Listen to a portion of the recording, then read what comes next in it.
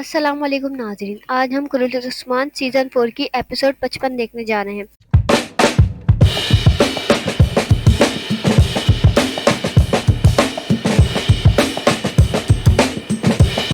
اس قسط کے آغاز میں ہم دیکھتے ہیں کہ عثمان صاحب ایک جگہ پر بیٹھے ہوئے ہوتے ہیں اور بولتے ہیں، کیا یہ اسمیحان سلطان کا خیال ہے کہ میں اپنے شہیدوں اور غازیوں کی طرف سے لی گئی زمینیں ساری اس سلطانہ کے حوالے کرنے جا رہا ہوں اور اس کاغذات بھی اسے ہی دے دوں گا؟ لیکن ایسا کچھ بھی نہیں ہوگا، اس کے فریب کا خاتمہ ہو جائے گا اور ہر چیز کا ایک اپنا صحیح وقت ہوتا ہے۔ جب صحیح وقت آئے گا تو تمام منافقین کی طرح وہ حقیقت کے آگے اپنے سر کو پھانسی کے لیے جھکا دے گی، اور سب سرداران عثمان صاحب کے آگے ہی بیٹھے ہوتے ہیں۔ اور عثمان صاحب نے ان تینوں سرداران کو ایک چال بتا دی تھی۔ پھر عثمان صاحب اور حاج صاحب سے بولتے ہیں، کراجہ حصار قلعے کا سب سے کمزور حصہ دیواروں پر موجود ہے، انہیں ہمیں سب سے زیادہ غور سے دیکھنا ہوگا اور اسے مضبوط بنانا ہوگا۔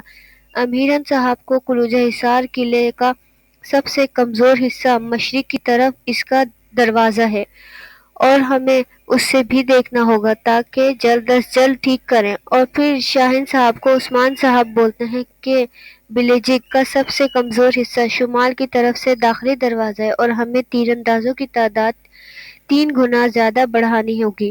اور بولتے ہیں، آپ سب میری حکم کے بغیر کوئی بھی فیصلہ نہیں کریں گے اور ہمیں سستی چیزوں سے کام نہیں چلانا، کیونکہ یہ سب اسمیحان سلطان کے خزانے سے تولا ہوگا۔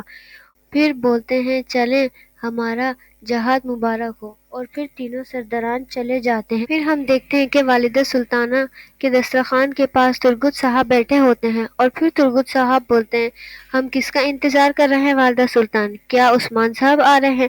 پھر والدہ سلطان کہتی ہیں، اگر عثمان صاحب یہاں ہوتے تو آپ اتنے غصے میں نہ ہوتے ترگت صاحب، اتنے میں اولف آ جاتا ہے۔ یہ دیکھ کر ترگت صاحب کو غصہ آ جاتا ہے اور وہ دسترخوان سے اٹھ کر جانے لگتے ہیں۔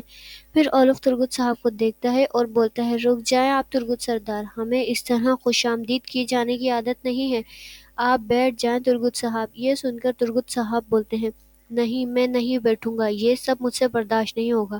اور پھر ترگت اپنی تلوار نکال لیتے ہیں، اور پھر والدہ سلطان کا سپاہی ترگت کی گردن پر خنجر رکھ دیتا ہے اور کونور اولف کی گردن پر خنجر رکھ دیتا ہے۔ پھر والدہ سلطان بولتی ہے، میری موجودگی میں میری اجازت کے بغیر آپ لوگوں نے کچھ بھی کیا تو پھر آپ سب اپنے سر کو گواہ بیٹھیں گے۔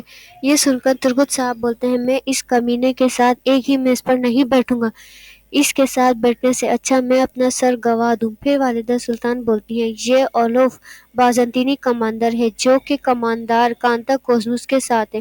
ہوش کے ناخن لو ترگت صاحب، جیسے کہ تم میرے کماندر ہو ایسے ہی اولف اس کا کماندر ہے۔ پھر ترگت صاحب بولتے ہیں کہ میں آپ سے استعفیٰ مانگتا ہوں کیونکہ میں اس کے ساتھ کام نہیں کر سکتا۔ یہ سن کر والدہ سلطان بولتی ہیں کہ میں تمہیں کبھی استعفیٰ نہیں دوں گی۔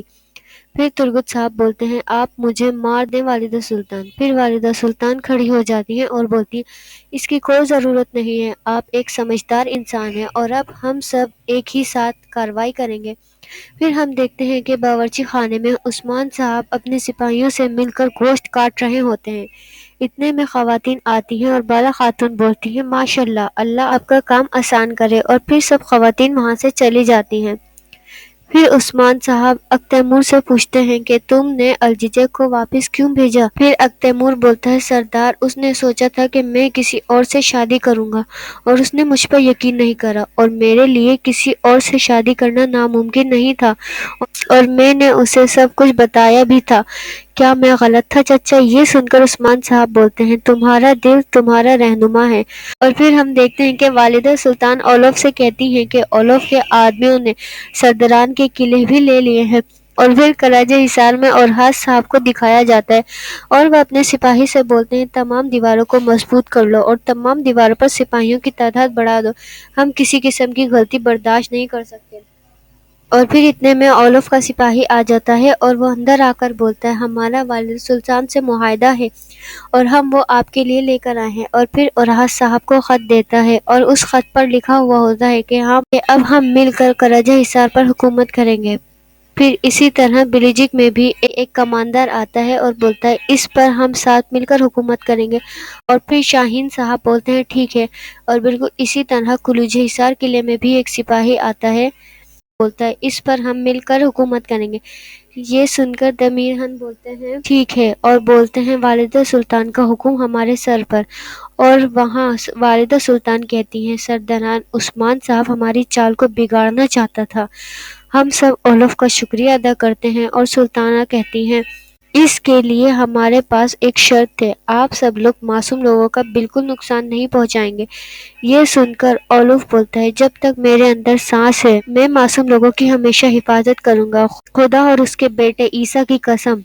اور پھر والدہ سلطان بولتی ہے آپ اس سے خوش ہیں ترگت صاحب؟ یہ سن کر ترگت صاحب بولتے ہیں اگر عثمان صاحب کی حکمرانی ختم ہونے والی ہے تو میں خوش اور مطمئن ہوں۔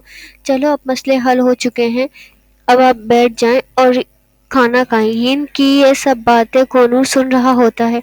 اور پھر ترگت آہستہ سے والدہ سلطان کو بولتا ہے آپ کونور پر ذرا بھی بھروسہ مت کریے گا، کیونکہ اس کی آنکھیں عثمان صاحب کی آنکھیں اور اس کے کان عثمان صاحب کے کان ہیں۔ اور یہیں اس ایپیسوڈ کا اینڈ ہو جاتا ہے۔